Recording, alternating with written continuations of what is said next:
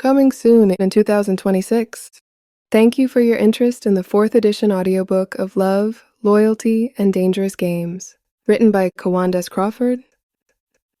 This production features multiple AI-generated voices by 11 Labs, with immersive sound effects provided by Fisi and StudioCom. Additional voiceover contributions include Kawand S. Crawford, Chris Hooleyboy Crawford, and Abraham Brown, dedicated to Gumal Broadhead, also known as G. Rest in peace to one of Marlborough's finest. For more information, visit www.authorkawandcrawford.com. Grittier and More Street. Love, Loyalty, and Dangerous Games, 4th edition audio version, brings the characters to life in this gritty but raw, true-to-life urban drama set in the heart of Brooklyn. A flashy hustler addicted to fast money and women treats love like a hustle until he crosses the wrong line. When a so-called accident leaves him paralyzed, he learns the truth. It was retaliation for the emotional damage he left behind. As secrets surface, he's forced to face the cold reality of street loyalty, revenge, and consequences that can't be undone. Listen to how a Brooklyn hustler moves. Hope you enjoy listening to a sample. Entire audio version coming soon. And I immediately responded, "Who the fuck is that?" Love, Loyalty, and Dangerous Games, written by Kawand S. Crawford. Copyright 2025, 4th edition. Disclaimer: although this story is based on a true story, some of the names and places have been changed and some of the events have been altered or exaggerated for entertainment purposes. Chapter 1. Deep Feelings.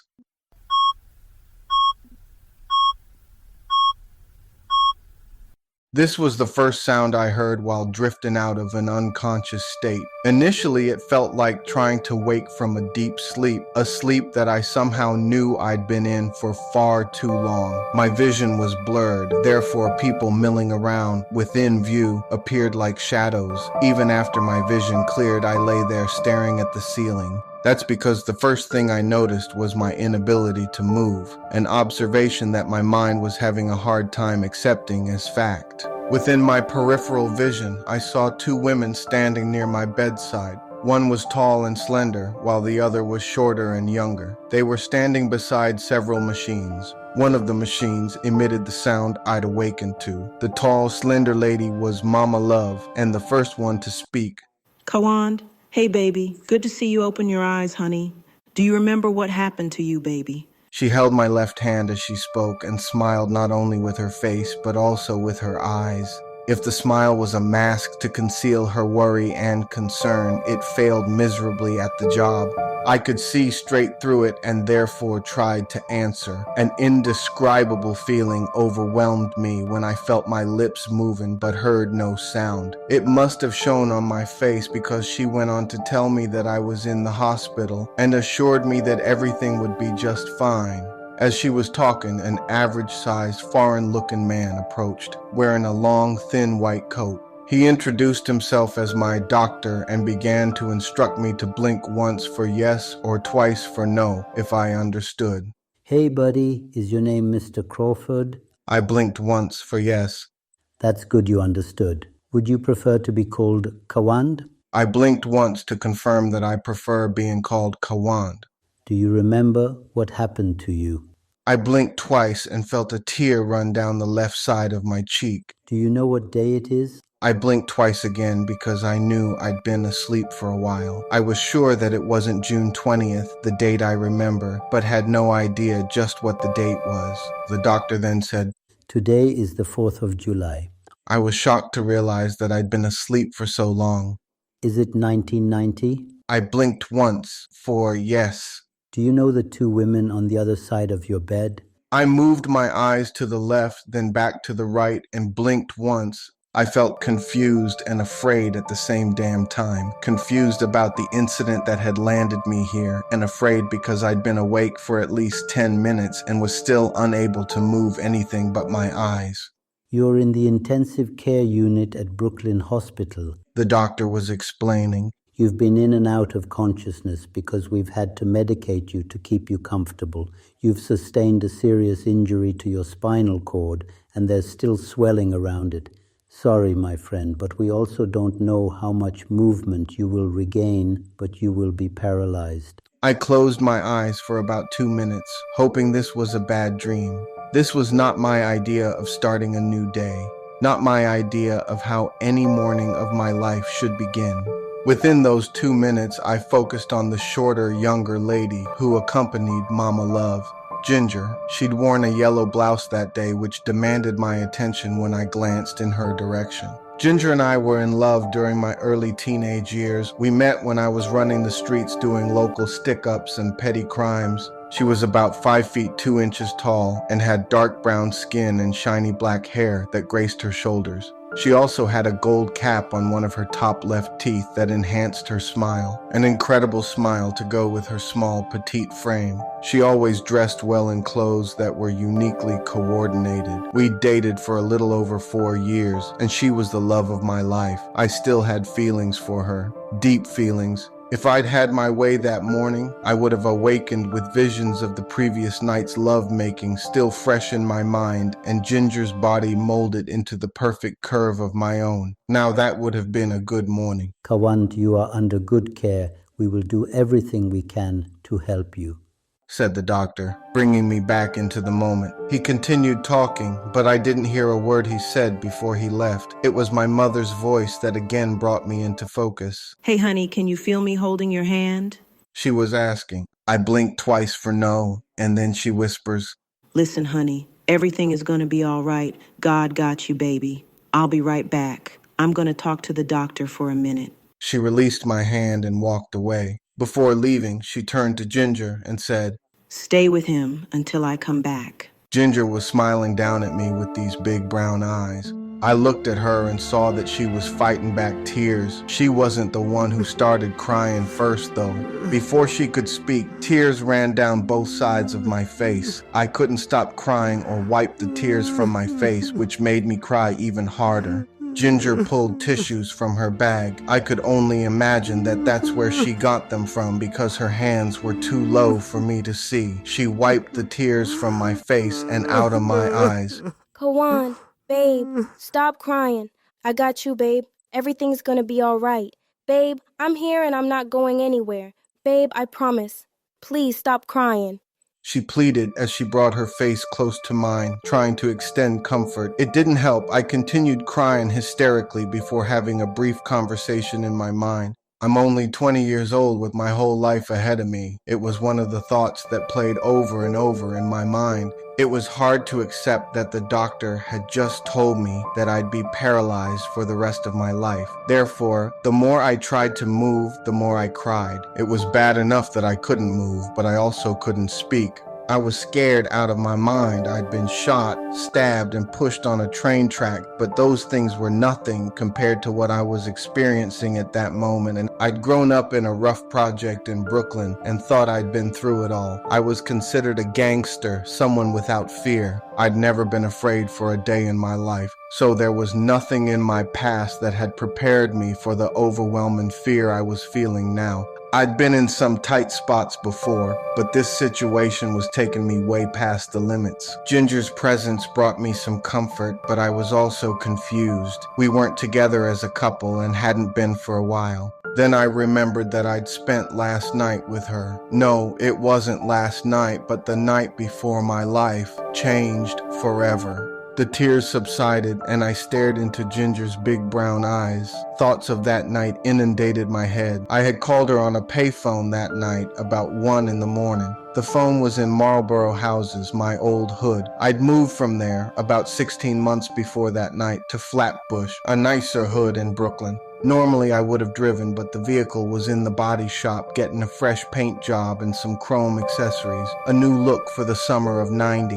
Before the Beamer went into the shop, I'd drive to my ex-girlfriend Tishawana's place in Crown Heights, but she'd played with me. Shorty had some ways about her that I'd gone along with long enough. What she did this time left me wondering if we'd ever be close again. Shit was serious. I hadn't spoken to Tishawana over the last 2 days, so I decided to get up with Ginger. Ginger's place was on the way to my spot, so if she didn't answer or was unavailable, at least I wouldn't be far from the crib. Getting at her was also a long shot because the last time I'd spoken to her had been about 6 weeks prior. Even so, I knew that if she were home, she wouldn't refuse my invitation. Anyway, the phone rung a few times before she answered with a sleepy voice. Hello? The soft voice of a young lady echoed through the phone. Hello? Is this Ginger? I asked, and her soft, sleepy voice responded. This is she. I could tell that I'd awakened her. Then Kawand, really? What time is it? she wanted to know. It's about 1. Kawand, what you want? I'm getting ready to pull up in a cab. Did you hear me? Get dressed. Yes, Kawand, I heard you. Just have the driver beep the horn when you get in front of the house. The cab pulled in front of her house approximately 20 minutes later. Ginger lived in a one-family brick house with a porch. She lived with her parents and 2 younger sisters in a relatively decent neighborhood of Brooklyn. I must admit that was one of the things that impressed me about her. Calling her in the middle of the night once a month or so had become normal. She wasn't my girl, but it was established that I could call her whenever I wanted to rub bellies. As tight as we once were, I never thought our relationship would be reduced to just sexual. Neither of us spoke to one another during the time it took for the cab to get from her home to my co-op building. There was no need to speak. We both knew what was expected. I told the driver to take us to my honeycomb hideout. The cab pulled up in front of my large, brightly lit co-op apartment building about 15 minutes after picking up Ginger. I paid him and sent him on his way. My building had a luxury appearance that started at the entrance. It had 2 marble steps and 2 doors at the entrance. The first door, which led to an intercom system, was always open. One had to either have a key or be buzzed in to enter the building. Behind the second locked door was a security guard. He sat behind a desk just inside the very large, brightly lit, mirrored lobby. The lobby floor was covered with a dark, pinkish patterned rug, with additional light provided by a designer chandelier. He always gave me a devilish grin and a head nod because he had a front row seat to the young ladies who had accompanied me. Once inside the luxury co-op apartment, we headed straight to the bedroom. She started to undress, and I grabbed her firmly by the waist with both hands and began kissing the back of her neck. But she pulled away from my attempt at foreplay, undressed, and climbed onto the bed. I undressed slowly, still feeling a slight buzz from my earlier Get High session. It was late, so I knew that only sexy slow jams would be playing on the radio this time of night, so I quickly turned on the radio. Once the mood was set, I reached under the mattress for a Rough Rider because my promiscuous ways and lifestyle had grown out of control. Once prepared, I climbed into bed between black satin sheets and allowed my imagination to take me to places I desired to be. Ginger must have taken a shower before I arrived because she had a sweet scent that was oh so tantalizing and inviting. I didn't kiss her lips or caress her the way I did when we were a couple. It was all about the sex now, and we both knew it. Admittedly, I used her, and afterward, as usual, I fell asleep. I knew that I was being completely selfish, perhaps out of anger or resentment towards this girl that I once adored, the one I thought I'd spend my life with, until she decided that the life I lived running the streets was not one she wanted to share. At any rate, though my desires had been satisfied, the sex was not the same. I woke up early the next morning with crust from a good night's sleep between the eyes and good feelings as usual. The morning was like night. We had sex again without even greeting one another. Afterward, I jumped up and went to take a hot shower. After wrapping myself in a white terry cloth robe and slipping on my Gucci slippers, I entered the bedroom. Ginger had already made up the bed and was waiting for me to emerge so that she could take a shower herself. I dressed in a Fila sweatsuit and Fila sneakers, ready to roll. She didn't keep me waiting long. Are you ready? I asked, letting her know it was time to go. Yes, Kawand. That was the first time she'd spoken to me since I picked her up the night before. We went to the nearest corner, Flatbush Avenue and Lincoln Road, to catch a cab. Unlike my old hood, where I had to call a cab from, there were always cabs driving by my building. Eventually, one stopped, and I instructed the driver to drop Ginger off at her house first. Once there, Ginger exited the cab and slammed the door closed without saying a word. The moment was weird because neither of us said goodbye. I remember thinking that the time spent with her had been the most awkward night and morning that I'd spent with Ginger in 4 years. Those memories faded as reality brought me back to the hospital. Well, at least I knew why Ginger was at the hospital when I woke up, but still unable to remember how I became paralyzed. Ginger was wiping tears from my eyes and face. I looked into Ginger's eyes and could tell that she was still in love with me. Even though we did not speak, we still enjoyed each other's company. As much as we both pretended that our last night together had been purely physical, it was obvious that it meant something more to her. I still cared for her too, and could admit that our relationship was deteriorating was mostly my fault. I didn't deserve her to be by my side. To put it bluntly, I was a typical no-good hustler. What felt like hours had only been minutes before Mama Love returned. She was not alone. As the person with her came closer, I could see that it was Boo. Boo was my right-hand man on the streets. He was also my partner in the hustle game and on my side whenever it came to some gunplay. Boo had been in on every deadly move I made on the gritty streets of Brooklyn. Thank you for your interest in the 4th edition audiobook of Love, Loyalty, and Dangerous Games. This production features multiple AI-generated voices by 11 Labs, with immersive sound effects provided by Fisi and StudioCom. Additional voiceover contributions include Kawand S. Crawford, Chris Hooleyboy Crawford, and Abraham Brown, dedicated to Gumal Broadhead, also known as G. Rest in peace to one of Marlborough's finest.